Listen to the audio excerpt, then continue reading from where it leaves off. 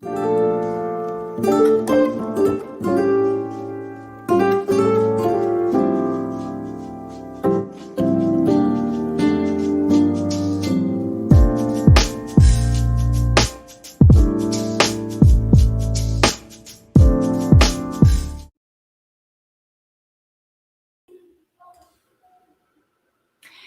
morning, everybody. It is Friday, Leadership Live time, and I'm super excited to have my dear friend, Michael Espisito here on with me. Welcome, Michael, to Leadership Live Friday. Hey, everyone. And so this is how it works. We're going to have people hopefully come and join us in the chat in a little bit. If you have questions out there in YouTube and Facebook land, please go ahead and put them in the Facebook chat if you would, because I'm not monitoring the YouTube chat live, but I'm happy to go back and answer questions there later. And if you have a comment or a question, go ahead and put it there. If I think it's going to be helpful for everybody, which I'm sure it would be, or if you want to have Michael or me answer a question live, we'll bring it up on the screen, and we'll look forward to seeing all of you join us here today. So, all right, so I'm going to jump right into with Michael. Michael, you are such an incredible inspiration to me as a business leader. And hi, Glow. Thanks for joining us today. She's one of my new Facebook friends. I'm so glad you're here. So yes, Michael, you're inspiration to me on so many levels, and we work together in a couple of different capacities, and I'm just really, really privileged to know you and be connected with you. And one of the things that you inspire me most on is that you bring passion to everything you do. You are just fired up about when you commit to something, you are like 110% committed to it, and you make it happen like there's no stopping you. I just love that about you. And that extends to your work, to your family, to your passionate social impact projects and focuses. So we're going to talk a little bit about all of that today. And the first question I'd like to ask you is, would you please give us a little bit of your story? Sure. Thank you so much, Mary. And the feeling is mutual. I feel honored to be in your presence, to be very honest. But yeah, my story, I'll start with my childhood, because that is really what I think shaped where I am today, and what has led to some of the things that I'm very involved in our community. So I grew up in a multicultural home. My mother is from Haitian descent. My father's from Italian descent. And in fact, my mother is an immigrant. She came to America when she was only like 14 years old with her family. And that was very different than the world around me. I mean, yes, we lived in a community where there were other Haitians and other people from different backgrounds, but that I don't think that everybody has that experience in America of having the multicultural. What I would like to do is also share that I grew up in Queens, New York, and that's also a very diverse area. And something that I want to bring up is inclusion. What I learned at a very young age, because of this diversity in my background, is that everybody was included. My parents always invited everybody to dinner, everybody to our family gatherings, our family parties and everything. And that taught me a lot. That taught me that you don't leave anybody out. You always bring people in. So that was a very impactful part of my childhood, which has led to a lot of the things that I do today in terms of wanting to make sure that I bring everybody that I care about and love, and everybody that I don't even know, into my life, because I think that's very important. Something else that happened while I was a child in 1993, so I was born in 82, so I was about 8 years old or so. Not good with math, I might have been 7. But my father had done a trip to Haiti. He had gone there with my grandmother and with a good friend of his, Dave Wood. And in that trip, he saw children in despair. He went and saw children that were suffering from AIDS, these orphans that were suffering and didn't have medical assistance and didn't have food and didn't have clothes and didn't have all the necessities that we have here in America. And me as an American child, I may not have understood that.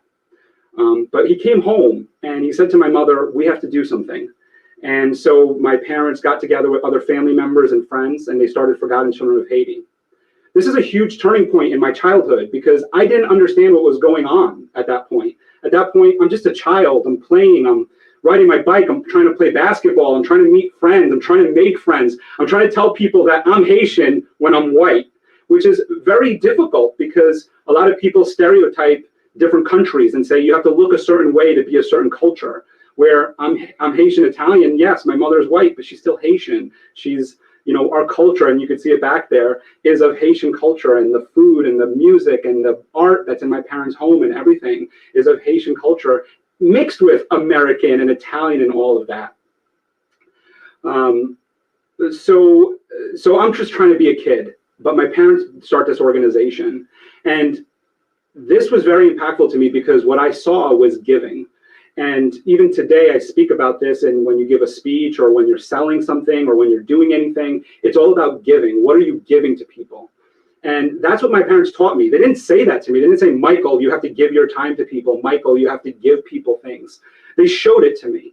They formed an organization called Forgotten Children of Haiti, where they gave their time, they gave money, they started art shows and different things, and family members and friends all gave to that. And we had a huge community of people. And I bring inclusion up again. So we had the Haitian art show, we had the Haitian events that we had.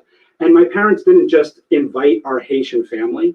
They expanded to our Italian family, to our American friends, to everyone. They included everyone into our mission, which really was a beautiful community and still is today. So that carries on into later on into my life, where we'll talk more about what I'm doing today. But as I grow up, so I grew up in this with this background of a multicultural, a giving community. Included with that, my parents are professionals. My mother worked for the New York Board of Ed for over 30 years as a teacher, all the way up to an administrator.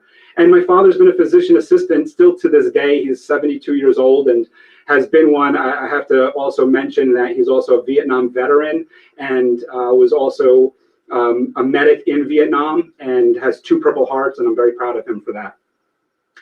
But he continued his medical practice all throughout the year. So they're both professionals, and this matters in my life today because of some things that you and I discuss in our coaching sessions, right, Merritt?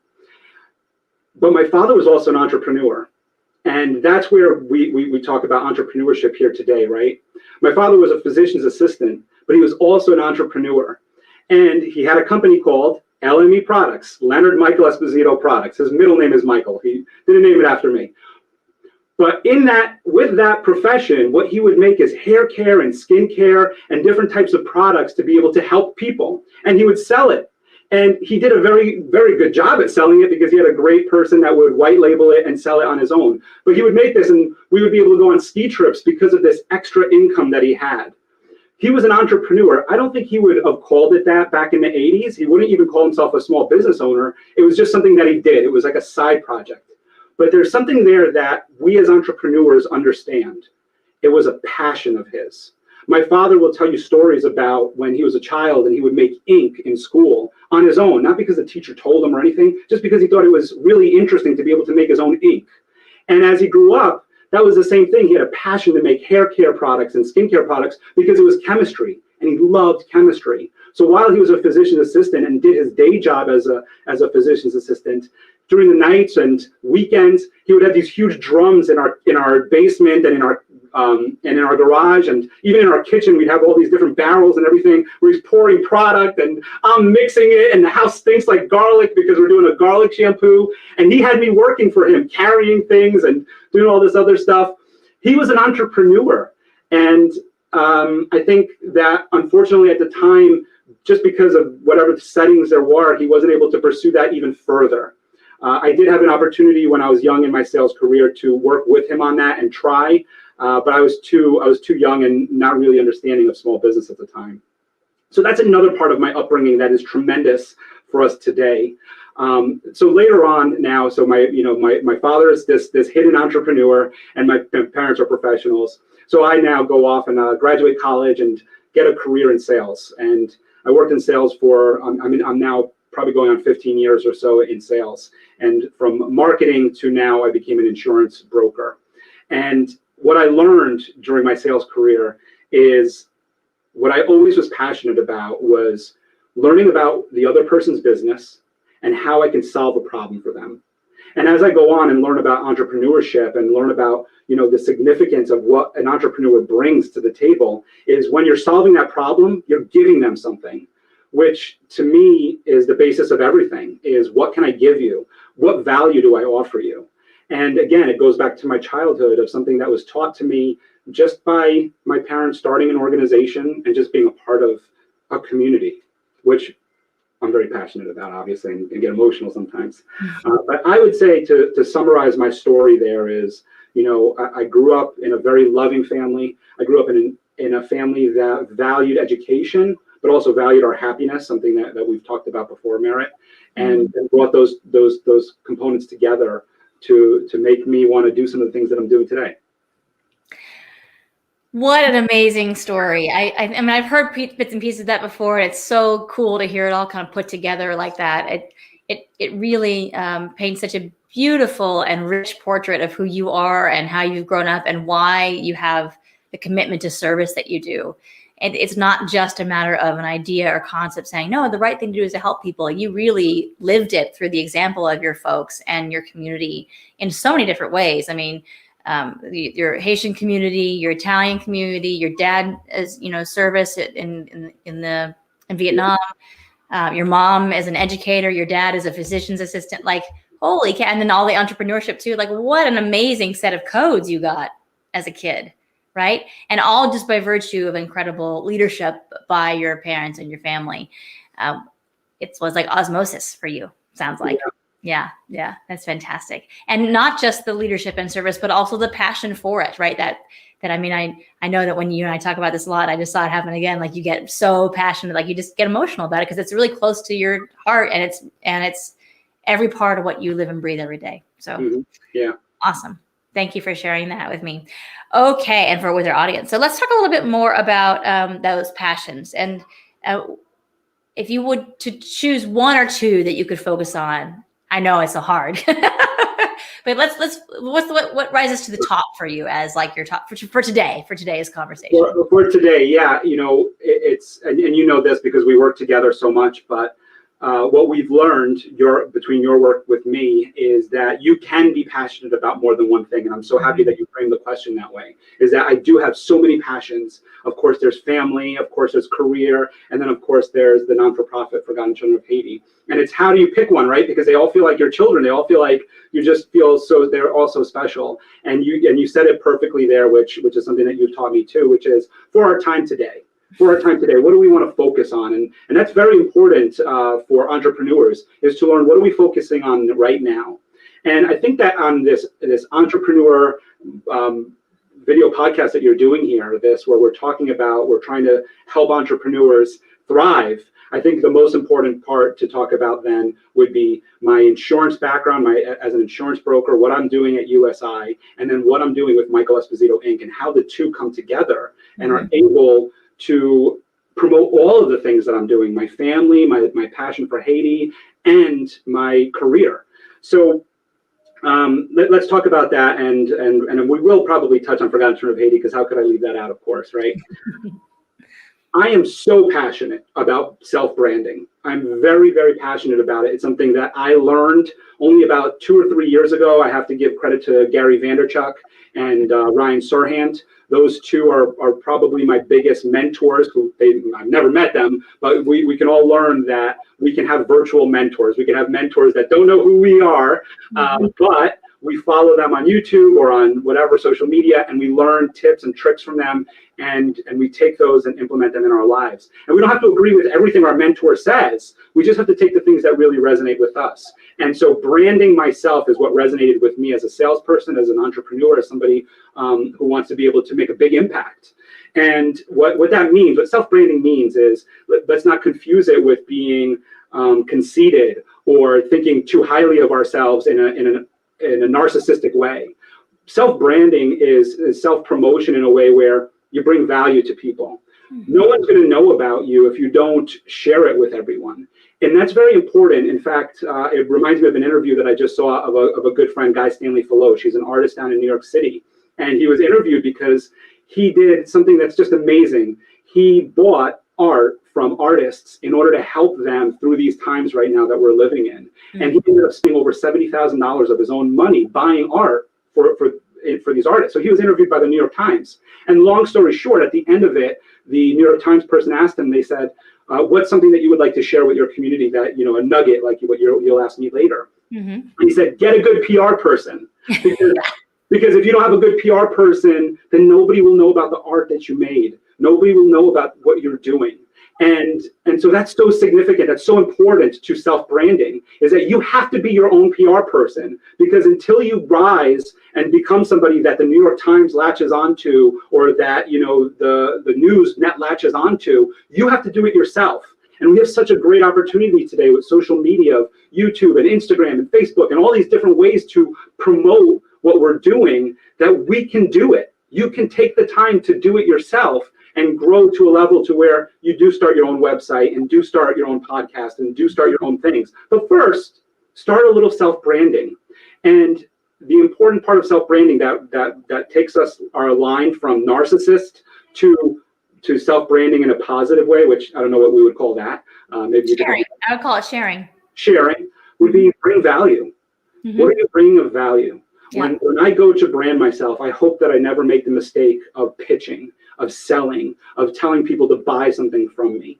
I hope that when I brand myself, and that when you brand yourself, you, Merit, and you, whoever's listening, is that you bring value to the people that are listening. You share information with them that they couldn't find anywhere else, that isn't available to them, that maybe is part of something that you sell. And you share it to them for free, because that brings value to them. If you think of it, if you have such a great, valuable business that you're starting, if your business as an entrepreneur, as a small business owner, as whatever you are, is so impactful and is so great, then that one little thing that you offer that costs money for you, that you would normally charge for, that you give for free, that's only one thing. Yeah. If you're starting this huge, impactful business, you should have 1,000, 1,000,000 of those one things. So therefore, you just have so many that it doesn't matter if you give one away.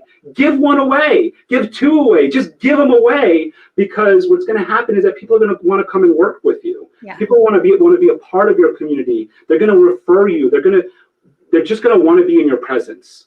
And so that, to me, one, it's a nugget. But that's why I wanted to self-brand, was when I learned that from Gary Vee, from Ryan Serhant, from many other mentors and philosophers and all these other people that are out there. Dr. Wayne Dyer is somebody that I also followed and learned a lot from in terms of that, of just giving. Simon Sinek, right? Just giving. Yeah. When you learn that, it takes away the anxiety of and stress of anything, because all you're doing is coming to give. And so if you're doing that with your brand, then you're going to be very successful with it. So to go back to my brand, I guess, so that's what Michael Espisito Inc. is. That is my branding of who I am, and it's sharing what I do as an insurance broker. So I'm an insurance broker at USI, which is one of the largest brokerages in the country. And what we do as an insurance broker is we help people. We help them protect what they care about, what they've built, what they love. We protect that for them. And at USI, I have a tremendous amount of resources that bring value to people, where, you know, I can talk about your workers' compensation, not in a way of let's carve back premium, but how can we make your employees happier? How can we make your space, where your workplace, safer, so that your employees don't get hurt, which, by the way, will impact your premium. Mm-hmm. So that's what I love about being an insurance broker, is that I'm able to help people. And so that gets combined with Michael Espisito Inc., where I'm able to promote that. Because if nobody knows that by making a safer workplace is going to make your employees happier, one, and carve back your premium, two, if you don't know that, then you're not going to do it. So by having my branding, and where I put tips out and help people learn about that, I'm giving them value, and they're learning something, and I'm giving them something, and that's important to me. Yeah, and that really speaks back to your service, your heart of service, and the training that you got from your family, right? And all of that connecting together to a place of giving, and you know, whether that giving is through an exchange of services for money, or it is giving it from your heart because you want to, you know, you're also speaking to the idea of an abundance mindset, that there's never an end to what you can give. There's never, right, moving away from scarcity, which is I only have that one thing, and if I don't charge for it, then I'll never make any money. Like, well, then that's going to be really hard for you to grow, if that you only have that one thing that you have to charge for, right? But if you're giving and giving and giving, while also understanding the value, and that's a tricky thing for a lot of people to get, I think, is to understand how to give and also value their time and their resources, and what is the point at which it turns into a business transaction. And we can talk more about that another time, maybe, because I want to get to your social impact piece of it. But I think that's something that people who are heart-centered leaders and entrepreneurs really struggle with, is to understand what's the point at which I can start charging and stop. Well, and then the one thing I'll say with that is patience. Yeah. And, yes. I steal that word from Gary Vee, although it's a word that's in the dictionary, right? But he always talks about patience. But right there with what you just said is what it is you just have to be patient. You have to understand that you're not hitting people over the head. You're sharing information with them, and they're going to come to you. They're not going to come right away. And I'll share a quick story, and then we'll move on to your question there, which is you, Merritt. Merritt Minnemeyer and I met many years ago at different social events, at different networking events. And we grew a friendship there, but I didn't know what she did really, and she knew that I was an insurance broker. But here's something of value that she shared with me that helped me, was I wanted to start a podcast. And Merritt, asked me, what's this podcast? And I'll make a long story short for the essence of time here. But basically, she gave me 2 or 3 different strategies in order to help me implement my podcast into my life and to be able to start it and do it. And so I implemented them, and I got my video podcast show, The Shining Light, which I did for 60 days straight and so proud of. And now I'm going to be doing another one. But that was because you shared that with me for free. Merritt shared that with me for free with no intention of me hiring her. Well, at least she didn't give off that impression to me. No, I didn't have.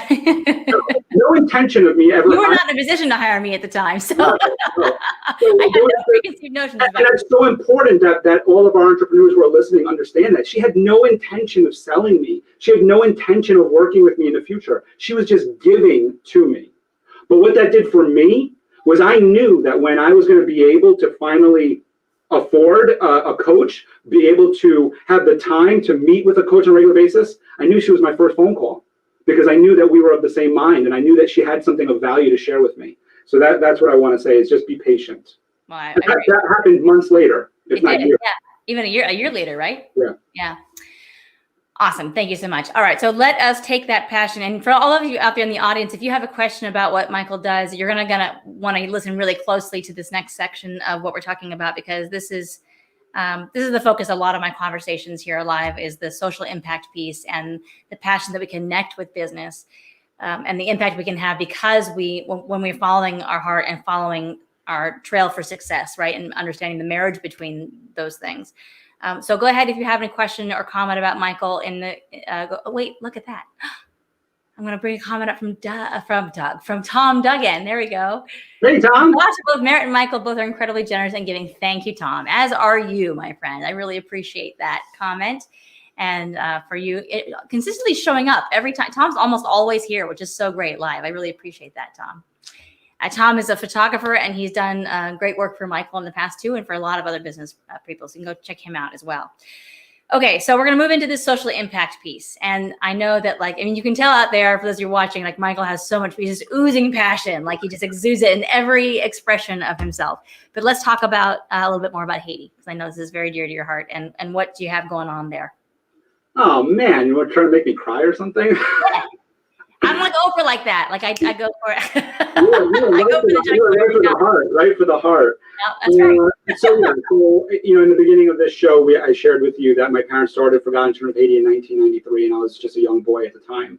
And that really shaped my future. I didn't realize it then. I probably didn't realize it even until maybe just recently, that really has reshaped a lot of the things that I'm doing today and that I care about today. So here's what happened with Forgotten Children of Haiti. It was a heart-centered project. It was something that my parents and family members and friends, they put every ounce of passion and energy into it. And then unfortunately, they aged out. That's the truth, right? They got older. Life came at them where they, were finishing up their careers. Their children were getting older. They have grandchildren now. They're stretched thin and they need new blood. We all need, right? Every business knows that you need new blood. You always need new blood.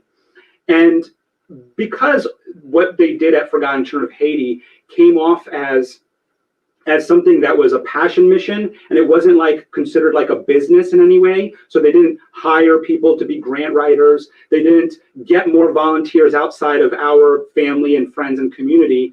It ended up just kind of disappearing, to be very honest and frank here. And so that's sad, But I think that that's what happens with a lot of non-for-profits, is because they're so attached emotionally to the people who started it, that it's hard for the other people from the outside to really understand or be brought in. And there's not just non-for-profits, by the way. It happens in for-profit entrepreneur, and that's a founder's problem too. Right, exactly. And in fact, there's a great TED talk that talks about how we villainize non-for-profits that go out and try to hire people and actually have some overhead in order to be able to produce more. And we don't villainize somebody who makes a game that, is a violent video game and makes $50 million doing it. Right. We need to change our perception on non-for-profits. We need to understand that had my parents and family members, because they had access to the right people, they had access to the financial backing that they could have been able to make this like a business almost. But had they have had that mindset of being able to turn Forgotten Children into a non-for-profit business and hire the right people, we could have maybe expanded and grown. But anyway, what happened was that it kind of disappeared. It kind of went dormant is really what happened, because it never went away. So I always had an inner burning desire to like do something with FCH. Obviously, my mother's Haitian. My family was still very involved. My uncle went, my mother's brother, Thierry, went and started another non-for-profit with his friends. He's with other doctors. He's a cardiologist. They started with other doctors and did a whole bunch of mission trips to Haiti, medical mission trips. My sister went to Haiti. My brother went to Haiti and did medical mission trips. And so it was always part of our lives, but it was no longer these big FCH events that we did of the art shows and all these other things. And so I felt left out, quite honestly, because I didn't make the trips to Haiti. I don't have the medical background. And honestly, I think I'd be more of a burden over there than I would be a help, right?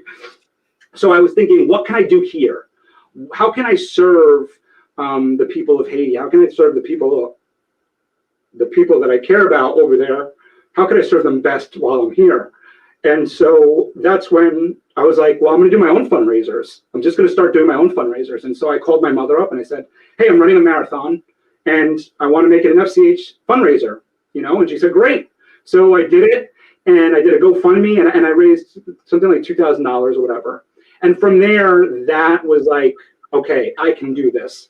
I don't necessarily need 100 people around me. I don't need all of that. I can do it, and I can be the catalyst to it. So that's what happened. And from there, I've just been trying more and more to do different things for FCH and to grow it and to figure out how to expand it outside of just me and just my family and my and friends who always support, by the way, who always send donations and continuously send donations today. But to be able to grow it so that we can do more. Something I want to mention with Forgotten Children of Haiti and how we operate, just so that everybody knows, is we work with the St. Luke Foundation. The St. Luke Foundation was started for Father Rick Frechette. So a little background on Father Rick Frechette is he's a doctor and he's also a priest. And he's also just an American from Connecticut. But he decided that Haiti was going to be his passion. And he moved to Haiti and has been living there for probably close to 30 years now and lives with the people. And while he was there working with the people, his family said, you need to have some help, some support. So that's when they started the St. Luke Foundation for him to be able to start getting grant writers and be able to help him get some money to be able to start facilitating what he's doing there. And from there, he was able to build an orphanage and a hospital and be able to continue his work. And so what Forgotten Children of Haiti does, and several other organizations do, is we support the St. Luke Foundation by whatever money we raise, we just hand right over to the St. Luke Foundation in order for Father Rick to be able to do the things that he needs to do in Haiti. And so what I would like to do is be able to grow Forgotten Children of Haiti even further. And what you're probably referring to is something that we've talked about, which is something that I really, really want to do, which is to build a wing to make an addition to the hospital in Haiti and have a wing there for the children in Haiti and be able to provide them with medical attention and assistance that they need. So I'm learning more about non-for-profits, and I'm trying to grow FCH larger and bigger and get more volunteers and get more people involved, and because I am very passionate about it. Yeah, and that obviously, are you okay over there? You can collect yourself. I want to just pinpoint what just happened there, because in that story you just told about, like, we saw your heart, we hear your passion, we hear the commitment and all the work that you're doing, your family's done. You also said something really important was, hey, I'm going to run a marathon, and so I did that, and then I made it a fundraiser. Like, and for you, that's like, oh yeah, so I'll just do that. So I think this brings me to the golden nugget piece, which I would like to share. And thank you so much again for sharing all of that passion. And you're so you're courageous, and for sharing your vulnerability. It's just really beautiful to be in your sphere. And so I wanted to just kind of ask this question specifically about a golden nugget, because I think that for so many people out there, they have ideas of what they want to do. Maybe they didn't get the coding that you got, they didn't get the exposure you did, or get parts of it, but not as rich of a tapestry as you got. So how does somebody get from, like, how did you get from, I have an idea for this thing I want to do, to, yeah, I'm going to run a marathon. Sure, I'll just go do that. Like, that's not how everybody thinks, right? So what is that thing that sort of flips the switch for you? Yeah, it's so what we're talking about is taking action. Yeah. Which, as entrepreneurs, is probably one of the most important things we can do, is take action. As people in business, as leaders in business, it's take action. So, I work at USI, and I'm an insurance broker. And so therefore I have to take action and make a call. I have to take action and promote myself using Michael Espisito Inc. as a way to bring value to people. Taking action isn't easy. And with what you're asking about with a marathon, I'm going to run it. By the way, it was a half marathon. It was 13 miles. It wasn't a full marathon. What you're asking there is how do you take action? How does it happen? I don't think that there's any trick to it other than you just tell yourself you have to do it. You just tell yourself right now. There's a quote that I heard, and I'm going to credit Matt Alfonso for it. He heard it from someone else, but he shared it with me, which is take messy action, which is, it doesn't have to be perfect. Like, I didn't have to be the best runner for this marathon. I didn't have to, crush it. I could take a break and walk, right? If I choose to. The point is that I'm going to start. I'm going to do it. And messy action. So same thing with Michael Espisito Inc. That was messy action. I started doing little vlogs and little videos here and clips here and posting on Facebook and Instagram and messing up sometimes and actually overselling or over pitching. And even today, still same thing. But it's just taking action. And I guess the key is really not being afraid of failure. Is, I think, what holds us back when we want to take action, where we're like, hey, I want to do this, this, and that, is this little thing that comes in our ear that says, well, you might not succeed, or you might not raise enough money, or you might not be able to sell that product, or whatever it is. And that stops us from taking action. And that little voice can also come in the sense of like, hey, before you start, why don't you do this first? Before you start doing that, why don't you go talk to that person? Yeah, those might be all great advice to do as you start. And take action now, because those people will be there. Those people that have advice, that have information, all the things that you need to do, they'll all be there over time. You have a long time to be able to do it, but you got to take action now. Speaking of time, and why taking action today is so important, I'm wearing a shirt intentionally. I was in my closet trying to think, what am I going to wear for Merit today? What am I going to wear for her live and everything? And I put on a different shirt, but this shirt was staring at me. And this shirt is another very emotional and very sensitive part of this talk here, but very important, is this shirt was my cousin's shirt. My cousin Jonathan Duchateaulier and I were only 11 months apart. And he died at 19 years old. He was killed at 19 years old. And I experienced that. I was there wishing that this didn't happen. And this was a gift from his parents to me, that they gave me this shirt. They said this was Jonathan's. Well, they actually just offered me anything, but I picked this shirt. I picked this shirt to wear today because we're talking about taking action, which is, I always think of Jonathan. Whenever something holds me back, whenever I think like, oh, I could do it tomorrow, or there's another year for that, or, whatever it is, or I'm afraid to do something, I think of him and I go, he died at 19 years old. We can die at any moment. Yeah. And so understand that this is the time to do anything you want to do. And if it scares you, definitely do it. Action, because you don't know when your time will come. And some people, it gets cut short. And so you got to do it now. And so don't listen to those voices. They might be good to take some information from, but take action if you really feel passionate about it. Yeah. Awesome. Thank you so much. I'm going to wrap this up here today. And there's so many things that we could talk for hours too. I've just been so blessed. Every single guest that I have on here is just an amazing soul. And you are certainly no exception, as it's just wonderful to hear all your stories and to learn from you. So thank you for being here.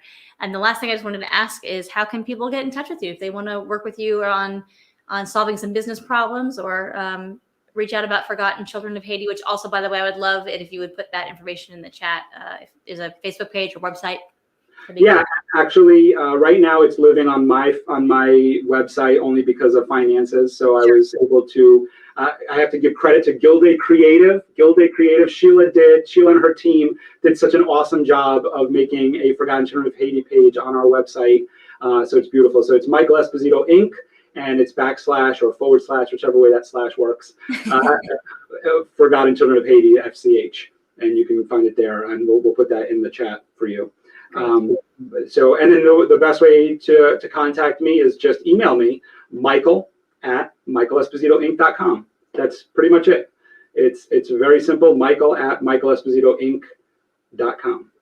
Awesome. Thank you so much for being here today, Michael. I really appreciate it. And Sheila just popped in and said that she said something very nice. She said, we're both amazing, and we feel that way about you too, Sheila. So thank you for being here and hanging out. And for more information about taking action, I mentioned last week that I have a program coming up. It is in pre-sale now, so it is only for people who are going to contact me directly. If you're on my mailing list, you get that information, and the pre-sale only goes through March 19th. So it's a very special introductory price. This program is all about taking powerful, purposeful action, getting out of your own way, dealing with imposter syndrome, and becoming a leader in your own life and work. So this program is called Genius Leadership. It's going to be available to the general public starting March 19th. If you want to get on the pre-sale, please DM me directly. Seats are already going fast and starting to fill up. So do not wait. Take that action today, as Michael said, and become the leader in your own life.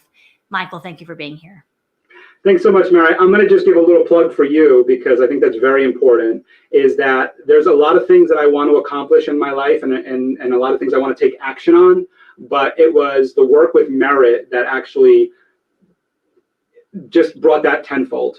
Is, there was so many things I wanted to do, and every once in a while I would do them, and every once in a while I would get to them.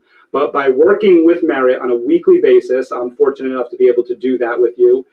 Merit and I sit down and we figure out what's a priority right now. What do we want to work on today? What do you want to accomplish, Michael? What's the value you're bringing? What's the overall goal? And by sitting with her for an hour and doing that and implementing it throughout my week, I've accomplished more in this past couple months that I've worked with you than probably over the past 5 years. And It's just changed my life. It has changed my life. So I just want to share that with anybody who's listening and want to take part in that 8-week program.